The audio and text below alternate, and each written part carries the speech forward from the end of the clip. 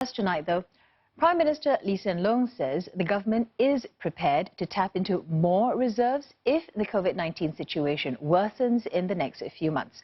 The President has already given the in-principle approval for the government to draw 17 billion Sing dollars from past reserves for the Supplementary Budget.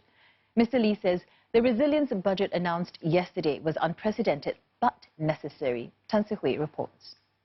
We are in a very grave situation. That's Prime Minister Lee Hsien Loong's description of the COVID-19 impact on Singapore.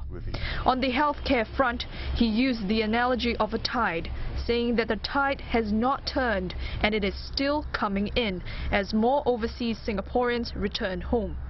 But he said it is a situation that isn't unique to Singapore, citing China, America and European countries experiencing the same problem. This is all around us, and the waves are going to take many, many months and maybe more than a year or two to settle. And we in Singapore, we are sitting watching our dike, trying to keep ourselves safe and preventing any of this from coming in, and I have a situation which goes out of control. So I'm in this for a very long time to come. He urged for cooperation through safe distancing, keeping up with personal hygiene and the discipline to stay at home if they just arrive from overseas. On the economic front, Mr. Lee said it's an unprecedented problem, with Singapore hit particularly hard due to the country's dependence on trade. But it will not go away immediately, and the country is protecting its borders till the situation stabilizes, a story similar to China's.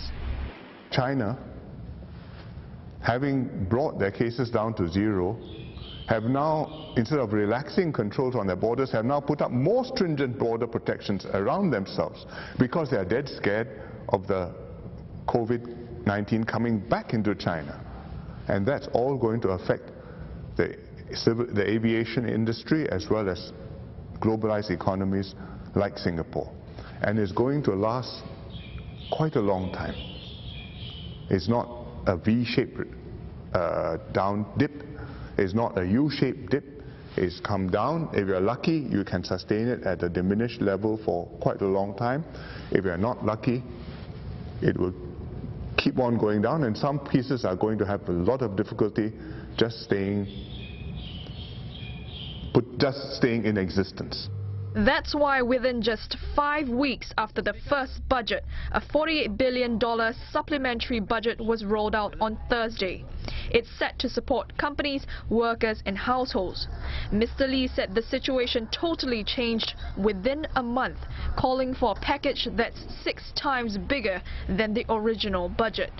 The supplementary package, also called the resilience budget, should see Singapore through until the end of the year. And at the end of this year, Mr. Lee said the government may extend or modify the package. But if the situation worsens in the next few months, he's prepared to tap on more reserves. We have tapped from the reserves for this package, $17 billion. The total amount of the reserves we do not publish, but we have much more than that, and it will see us through for quite a long time. It is just as well that we have not gone and listened to the people who said to us, you don't need so much, why are you saving all this money? Just touch it and we will be all right. But we kept it aside, and I think this is not just a rainy day, it's a mighty storm, as the DPM said. And we will do what we need to do. Mr. Lee said that while the budget will subsidize wages and help with costs like rentals and property tax, there are still some challenges. What is difficult for us to do is to bring back the business when there is no business.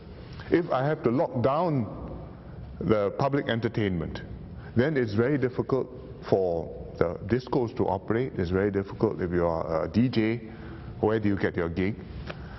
If there's no international flights, because other countries have locked down their borders, then it's very difficult to keep SIA pilots and crew flying.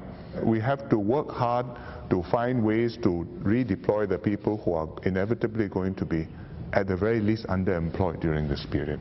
School closures are also out of the question. Mr. Lee said long-term school absenteeism rates have crept up during this crisis. He says schools should be kept open as a means to guide children, especially those from lower-income families. Actually, schools can be safe places, and schools actually provide a very important service which helps their kids and helps their parents. And if you don't have them open, it doesn't mean that your problem has gone away, because where do the kids go? Those who have parents who can look after them at home, well, okay, they are quite sit at home, do homework, no computer games. Those with no parents at home, they may run down to the video arcade or to the shops and roam around, and maybe even more at risk of catching COVID than if they were in a controlled environment in school. He adds that the government is watching the situation closely, noting the new clusters at PCF Sparkle Tots and Dover Court International School.